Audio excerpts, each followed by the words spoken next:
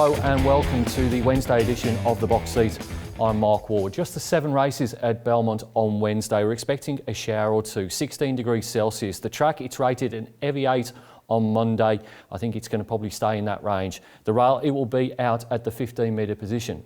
Race number 1 at Belmont on Wednesday will jump at 1:14. It's the Western Race Picks maiden over 1,200 metres and in replay. Let's have a look at the first run of WARDIAN. Destination cornered first by 2.5 lengths to Barnsley Boy. He hasn't let Wisecracker go just yet. Down the outside is WARDIAN, and also running on further back is All on Black with a turn of acceleration. 150 from home and Wisecracker All on Black together. WARDIAN comes between them though. Here's a busy finish coming up. All on Black, WARDIAN. They split the line. It might be All on. Decent debut performance there by WARDIAN. Had won a trial under Stephen Parnham before going to the races at Pinjarra. Was only beaten very narrowly, albeit by an outsider in that race in All on Black. Had the fastest last 200 metres of that race. Was pretty green, it has to be said, and did go off close to favourite as well. I think there's a good chance here that WARDIAN breaks through. Goes on top from number 1, Don't Argue Buster, who was second in a Saturday maiden over the course and distance last time out. That was behind Misquoted. That form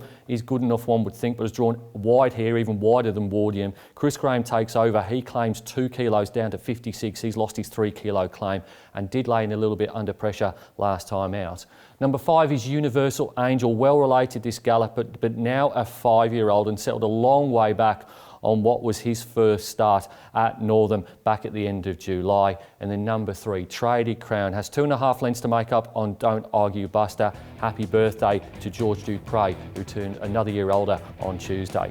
Top selection in race number 1 is number 8, WARDIAN, to beat 1, Don't Argue Buster, 5, Universal Angel and 3, Traded Crown. Race number 2 at Belmont on Wednesday will jump at 1:49. It's the free entry to Belmont Park maiden over the sprint trip of 1,000 metres.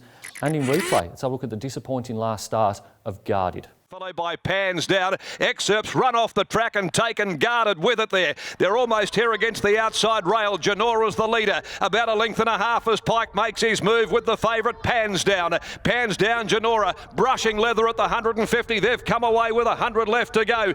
He now shakes up Pans Down and Pans Down extends, comes away. The debutante Pans Down beat Genora, flying up on the rails regardless.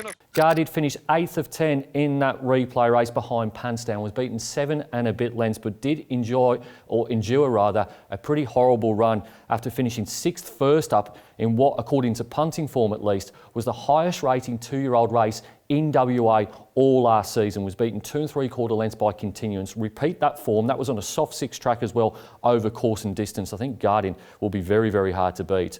Interesting runner is number 12, Ain't I a Woman, for Lindsay Smith and Lucy Warwick. Lucy rode this horse in its latest of its trials. He's had 6.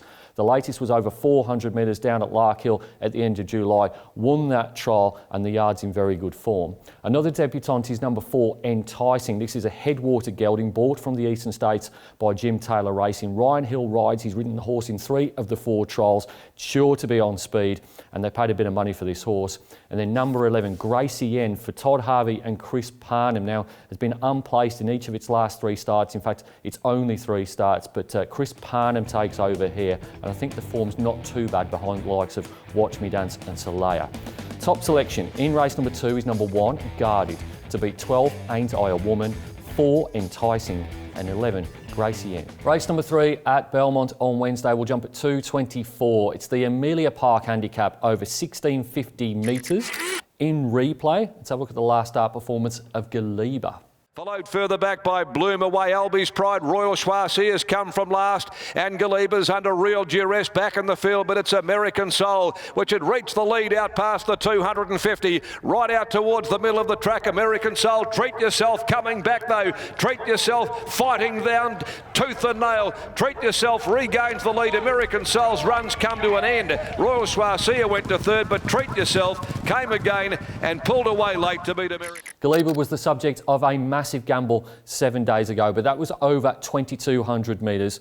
Blinkers were off that day. They go on Wednesday, And if you go back through her form, her first up effort in particular rated quite well. Kira Yield takes over from Lucy Warwick, drops a kilo here. Where there's smoke, there is fire. There was massive support for this horse 7 days ago. It was too bad to be true. I'm going to give it another chance here. It goes on top. Another fascinating runner is number 8, Sea Spring, for Paige Kenny and Ryan Hill. Steps up to a suitable trip, this horse, having run several good races over this type of distance last campaign. Number 2 is Burn One Down. It's a horse that broke its maiden over 1,618 metres at Geraldton back in January. Another galloper rising in trip, probably going to be suited by the distance. And then number 5, Divine Quest, was too bad to be true last time out, but her performance before that was okay behind Little Flirt in this Class 1 grade. Top selection in race number 3 is number 9, Galeba, to beat 8, Sea Spring, 2, Burn One Down, and 5, Divine Quest. Race number 4 at Belmont on Wednesday will jump at 3:02. It's the Ascend Sales Trophies handicap over 1,300 metres. And in replay, let's have a look at the impressive win last time out of Empire Reign. Length and a half to 2, clear Al Capone. Parnham's about to go to work on Empire Reign, who's closing in. Rode a little bit of a brush here with Al Capone, with Olden getting up near the rail, and Agent Kensington a length and a half behind Empire Reign as they come to the 150. It's Empire Reign drawing a length and a half now, 2 clear. Races away from Agent Kensington, Al Capone, but it is much too good Empire Reign. Empire Reign has won comfortably, 3 lengths Agent. Best bet on the card is number 5, Empire Reign, has recorded the fastest late sectionals on each of his last 2 starts, winning his second race that we saw in replay by 3 lengths from a very trusted benchmark in Agent Kensington. I know Billy Ain't Silly disappointed on Saturday, but there were certainly excuses for Billy Ain't Silly. Led what was a very fast tempo. I think you can forgive that run. Empire Reign, gate number 1 here, Morton Yard flying, Chris Parnham flying, goes on top. Number 1 is Comfort Me for Craig Staples and Reece Radford. Gets a couple of gear changes here, in particular the blinkers come off as he rises in trip from 1,000 to 1,300 metres. He's been a beaten favourite on each of his last 2 starts. I think can improve, but I can't see him beating the favourite. Number 4 is Saturday Sun, placed behind a Saturday class galloper last time out in Pleto. Pleto had excuses on the weekend as well, got too far back and then rattled home. I think the form is reasonable enough, and Chris Graham, he takes over and drops 2 kilos. And then number 2, Double Spice, got very similar form to Diamond Trade, number 6 in this race. Found it pretty hard to split them, ended up going Double Spice for 4th place. Top selection in race number 4 is number 5, Empire Reign, to beat 1, Comfort Me, 4, Saturday Sun, and 2, Double Spice.